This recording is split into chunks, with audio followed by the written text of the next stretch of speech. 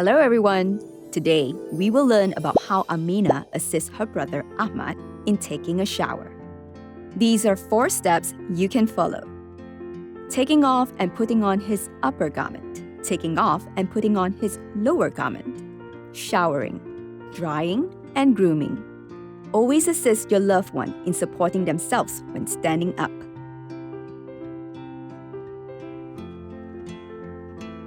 Ensure that their feet are positioned well on the commode footrest. Amina removes her brother's garment from his strongest side. Ensure the water temperature is suitable. Always wash the face first, before moving to the other parts from head to toe. He applies shower gel before being rinsed from head to toe by Amina. Finally, Amina assists Ahmad in drying himself with a towel and watches as he brushes his teeth and combs his hair.